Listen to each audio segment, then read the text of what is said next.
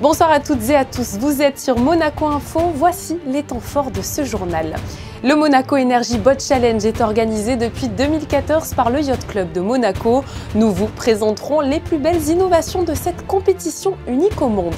Nous irons aussi dans ce journal prendre des nouvelles de Monaco Tech, notamment pour découvrir les derniers projets innovants de jeunes entrepreneurs sélectionnés par un jury. Christophe Orsini fera le point avec nous sur le projet de loi concernant le statut des fonctionnaires. Qu'est-ce que cela va changer?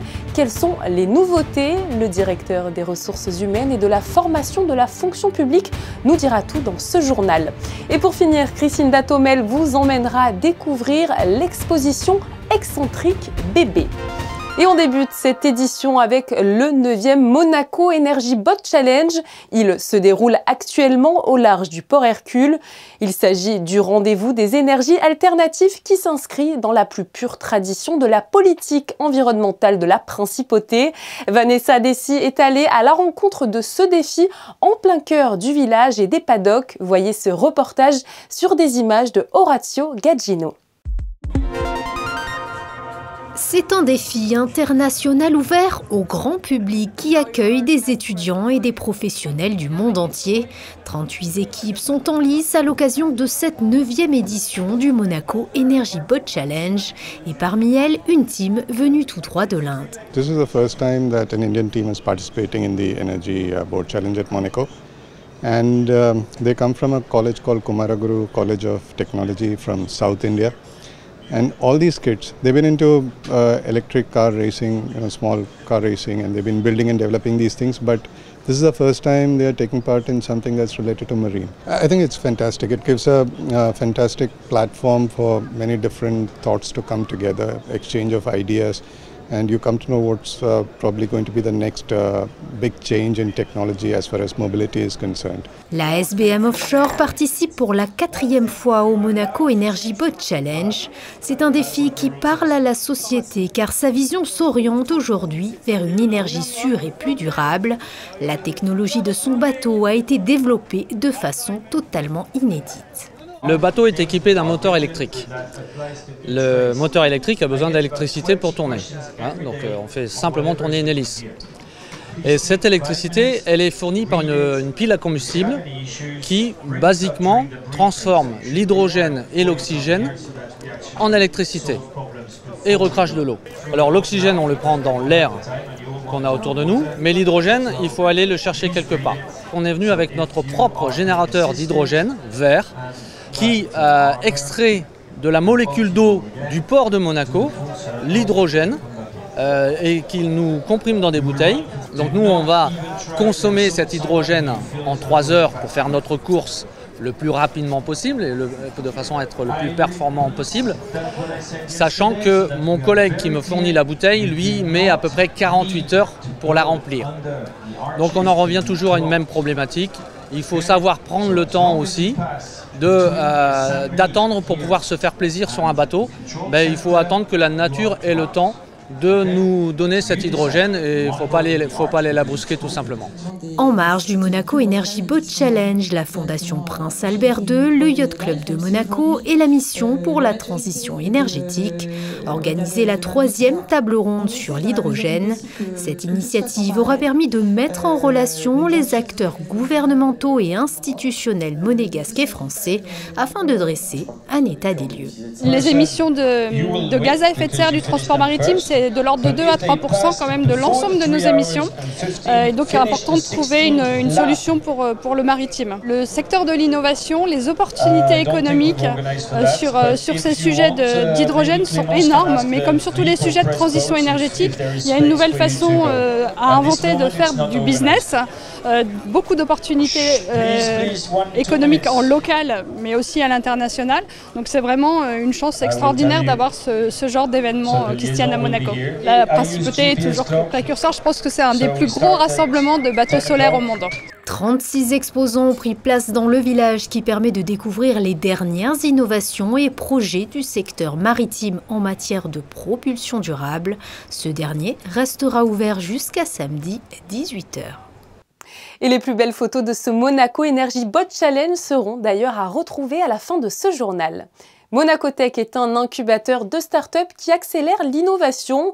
Il aide d'ailleurs les projets innovants à fort potentiel de croissance et d'impact social à se développer à et depuis Monaco.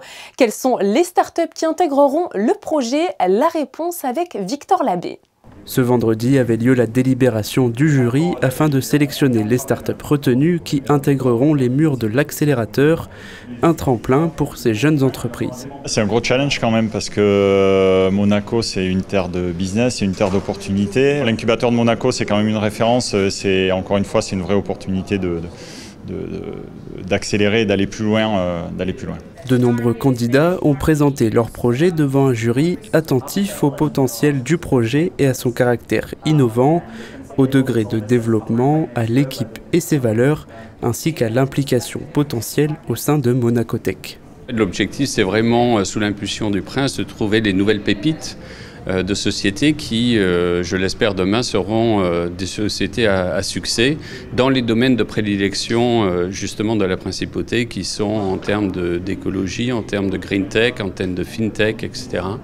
Donc c'est vraiment ce qui me plaît faire partie de ce jury. C'est quand même une opportunité à la fois d'enrichir son réseau. Il ne faut pas oublier qu'un entrepreneur, c'est quelqu'un qui part de rien. Et grâce à ça, il va pouvoir justement avoir des partenaires business, potentiellement trouver aussi des investissements, pourquoi pas grandir aussi sur son projet et même avoir des formations autour de ça. C'est une opportunité. Une fois intégrées, les startups bénéficient d'un programme spécifique avec un suivi personnalisé, des ateliers animés par des experts, des événements spécialisés, de la visibilité et des mises en relation avec les acteurs de l'écosystème. Monaco Tech, Monaco Télécom et le gouvernement princier ont d'ailleurs inauguré cet après-midi le Monaco Innovation Runway. Christine Datomel vous en dira plus demain à l'occasion d'un reportage qui sera évidemment diffusé dans ce journal. Le suspense a enfin pris fin ce mercredi 6 juillet pour de nombreux lycéens. Ils ont pu découvrir s'ils avaient ou non obtenu leur bac. Cette année, les étudiants monégasques ont encore une fois brillé lors des épreuves. 98,45% des élèves inscrits l'ont obtenu et 8 étudiants sur 10 ont obtenu une mention à Monaco. Parmi eux, se cachait la plus jeune bachelière de la principauté. Isor Hamadi est âgée de seulement 14 ans et elle a obtenu son bac haut la main. Juliette Rappert et Olivier Bonello sont allés la rencontrer. Regardez. J'étais en terminale G4 au lycée Albert Ier, juste là. J'ai sauté 3 classes, la 6e, la CM1 et une maternelle. J'ai passé un test de QI pour sauter ma dernière classe, donc quand j'avais 8 ans. Au bac, j'ai fini avec une moyenne de 14,70, donc j'ai eu mention bien. Et j'ai eu 18 sur 20 au grand oral. Ça s'est bien passé. Plus tard, là, je suis inscrite à la prépa commerce de Masséna pour pouvoir faire une grande école de commerce derrière et j'espère monter mon entreprise. Le projet de loi sur le statut des fonctionnaires a été voté dans la soirée du 30 juin dernier. Après 11 années de travail, il va conforter et améliorer le statut des fonctionnaires. Pour nous en parler ce soir dans ce journal, nous accueillons Christophe Orsini. Bonsoir à vous Christophe. Bonsoir. On est ravis de vous avoir dans ce journal. On va parler de plusieurs choses. Pour commencer, c'est vrai que l'étude de ce projet de loi a été complexe. Je l'ai dit, ça a duré 11 années. Alors, le directeur des ressources humaines et de la formation de la fonction publique que vous êtes, est-il satisfait ? Absolument. La loi 895 vient réformer donc, le statut des fonctionnaires de l'État. Après 47 ans, pratiquement jour pour jour, de sa promulgation par la loi numéro 975 du 12 juillet 1975, c'est un statut modernisé qui va être donc au service d'une fonction publique qui allie à la fois modernité et tradition. Modernité par tous les nouveaux outils, téléprocédures, téléservices donc, qui sont développés et qui continuent à l'être, et tradition par rapport au fait que nous restons une administration à visage humain et de proximité qui est très chère à nos usagers. Alors, autre question par rapport qui va intéresser les monégasques, les fonctionnaires monégasques, c'est par rapport au temps de travail. Il va évoluer ce temps de travail. Alors, la loi a consacré donc, la 37h30 et demi de travail hebdomadaire pour les personnels administratifs. Il consacre aussi le principe donc, des astreintes, puisque les personnes donc, qui sont soumises à des astreintes auront la possibilité de récupérer le travail effectif opéré à l'occasion de cette astreinte. Et une des grandes nouveautés du texte, c'est que les personnels qui sont soumis à l'horaire dynamique, actuellement, ont la possibilité de pouvoir, s'ils ont, dans le mois qui suit, totalisé plus de 3h30 supplémentaires, récupérer une demi-journée. Avec le nouveau statut, ces personnes pourront récupérer une journée entière, sous réserve qu'elles ont effectué 7h30 et, bien évidemment, avec l'accord du chef de service. Alors, autre évolution qui va intéresser beaucoup de monde concerne l'indemnité de fin d'année touchée par les fonctionnaires et les retraités de la fonction publique. Elle va être majorée. Alors, vous allez m'expliquer en termes de pourcentage à quoi ça va correspondre, Christophe? Les fonctionnaires ont une prime donc, de vacances de 35% de leur salaire qui intervient sur le salaire donc, du mois de juin et une prime de 65% qui intervient sur le salaire du mois de décembre. Donc avec le nouveau statut, les fonctionnaires auront une majoration de 5%, c'est-à-dire que la prime donc, de vacances passera à 40% et la prime de fin d'année à 70%. Un mot sur d'autres changements, d'autres évolutions, comme la mobilité, Christophe. Le gouvernement s'est employé à améliorer encore la mobilité existante en permettant donc aux fonctionnaires qui sont déjà présents dans la fonction publique de pouvoir candidater avant que des avis soient faits en externe. Alors, il y a eu le coronavirus pendant 2 longues années. On a pu tester le télétravail qui marche plutôt bien. Justement, il y a eu un texte qui a été voté à ce sujet. Le nouveau statut encadre juridiquement le télétravail. Donc, le télétravail ne pourra pas excéder donc, 2/3 du temps de travail et ça sera avec l'accord du chef de service et bien évidemment du fonctionnaire. Puisqu'il y a certains fonctionnaires qui ont une certaine appétence pour le télétravail et d'autres qui préfèrent être en présentiel. Là aussi, ça sera une évolution par rapport à la loi existante concernant la paternité. Le congé paternité passe de 12 à 21 jours. Il y a des avantages sociaux indéniables donc, dans le nouveau statut. Donc, notamment pour le congé de paternité, puisque le congé paternité donc, passera de 12 à 21 jours pour une naissance simple et de 19 à 28 jours pour une naissance multiple. Il y a également aussi une grosse avancée au niveau du congé de soutien familial pour les personnes qui s'occupent d'un proche qui a des problèmes de santé ou un handicap et qui auront la possibilité donc, de bénéficier de cette nouvelle mesure. Christophe, avec ce projet de loi, on peut, je crois, aller aussi plus loin dans les avancements. Oui, justement. Donc, le projet de loi va permettre aux chefs de service donc, de disposer de nouveaux outils managériels.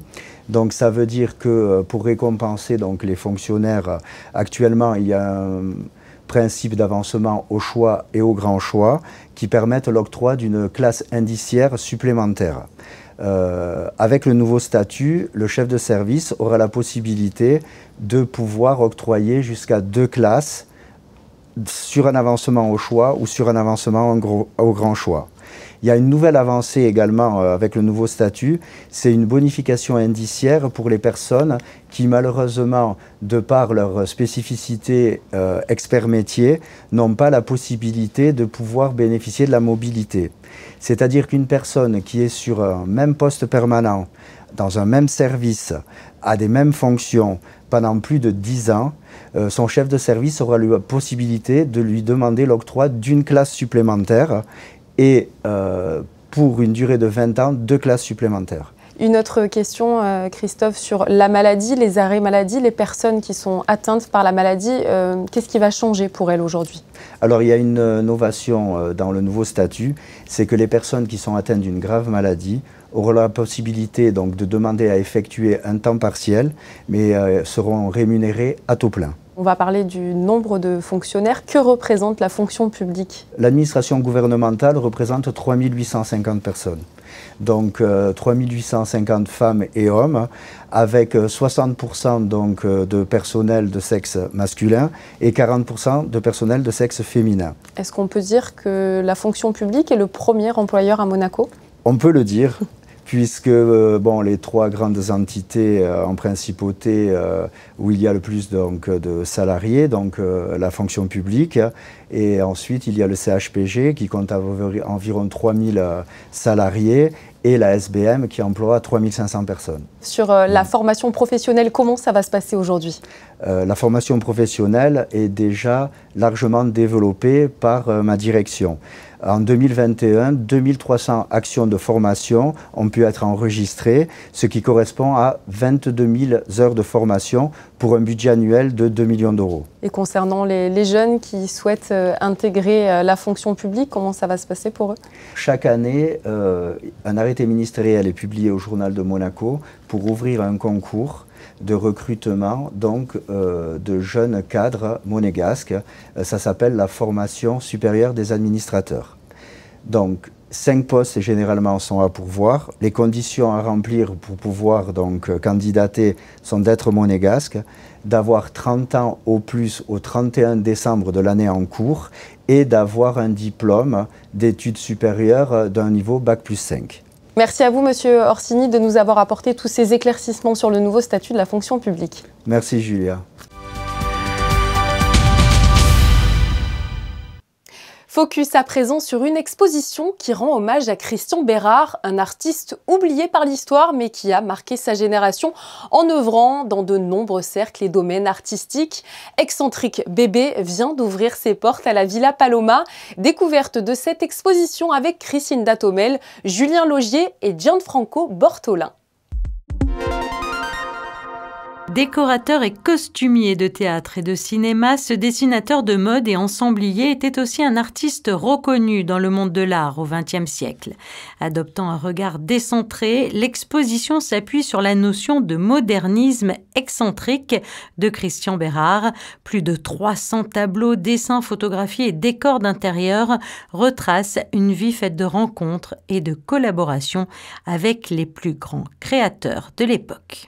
C'est une exposition qui a une vocation rétrospective de l'œuvre de Christian Bérard, qui est un artiste moderne qui a œuvré principalement à la fin des années 20 jusqu'à la fin des années 40, qui était extrêmement connu de son temps, qui était un artiste très doué dans de nombreux domaines. C'est un peintre qui a aussi été décorateur de théâtre pour Cocteau, Jouvet, qui a créé des décors d'intérieur dont on montre beaucoup d'exemples ici, mais qui était aussi illustrateur de mode, ami de Gabrielle Chanel, de Christian Dior. Un personnage incroyable, très célébré de son vivant, qui étonnamment est un peu tombé dans l'oubli. Il fait partie de ces artistes un peu effacés de l'histoire de l'art moderne. Il s'agit ici d'une relecture inclusive pour revaloriser les artistes comme Christian Bérard, relégués à la marge d'une histoire officielle de l'art. Il fut longtemps d'ailleurs reproché à Bébé de se disperser dans les arts dits mineurs au détriment de sa peinture. Une exposition qui dévoile donc l'extraordinaire modernité de Christian Bérard que ses amis surnommaient affectueusement Bébé. Bébé, c'est un surnom qui lui a été donné quand il était jeune à l'Académie Ranson, où il apprenait la peinture. C'est la contraction de Bérard, Bébé, ce qui était assez en vogue à l'époque, comme Coco Chanel. Il y a de nombreux artistes comme ça qui se faisaient appeler par un diminutif. Il avait un visage assez rond, assez jovial, qui rappelait les pubs à l'époque du bébé Cadom. Donc c'était un petit surnom qui lui était donné comme ça dans le milieu étudiant. Et en fait, c'est Jean Cocteau qui, dans les années 20, le rencontre sur la Côte d'Azur, d'ailleurs, très près d'ici, et qui décide de l'appeler Bébé. Et là, ça va se répandre dans tout ce cercle artistique, et il va être connu en tant que Bébé. Lui-même signe souvent Bébé, toute sa correspondance, toutes ses lettres, et les artistes ou les mécènes, collectionneurs, en retour, l'appelleront toujours Bébé. Entre vue d'intérieur et paysage méditerranéen, le parcours de l'exposition évoque ainsi les nombreux séjours de Christian Bérard dans le sud de la France. Et c'est le décorateur Jacques Grange, enfin connaisseur de Bébé, qui signe la mise en scène de cette exposition au NMNM. Cette exposition est à retrouver à la Villa Paloma jusqu'au 16 octobre prochain. Place au grand rendez-vous estival d'Opéra Galerie Monaco. Autour de toiles de maître exceptionnelles, le Monaco Master Show présente chaque année des œuvres d'artistes d'après-guerre et contemporains. Le prince Albert II était présent et a pu plonger au cœur des tendances artistiques du XXe siècle. Le Monaco Master Show est d'ailleurs à retrouver jusqu'au 31 août, du lundi au samedi, à l'Opéra Galerie. Nous avons reçu hier dans ce journal le célèbre créateur Christian Louboutin. Il nous a notamment parlé de son exposition à Monaco qui s'appelle L'Exhibitionniste. La famille princière était réunie hier soir pour son vernissage. Le prince Albert II et son Altesse royale la princesse de Hanovre ont pu découvrir les souliers les plus emblématiques du créateur, ainsi que la scénographie qui s'étend sur plus de 2000 m² et dévoile des inédits liés aux inspirations monégasques de Christian Louboutin. Un mot de sport désormais, même si on ne va pas vous emmener sur des terrains de rugby, on va plutôt vous parler des valeurs saines de ce sport, notamment grâce au collectif et au partage. Eh bien, l'ASM Rugby l'a encore une fois prouvé avec une initiative solidaire autour d'un champion du monde. Un événement qui a eu lieu hier soir au Port Hercule, au Mali-Diamar plus précisément. Un reportage signé Fabien Bonilla. Voici la bête, c'est son surnom dans le monde de l'Ovalie. Tendai Mtawarira, ancien international sud-africain, 117 sélections chez Springboks et ancien champion du monde en 2019. Il était à Monaco invité par l'ASM Rugby lors d'une soirée du côté du Solarium au Mali-Diamar, un événement caritatif au profit de la fondation de ce dernier, The Beast Foundation.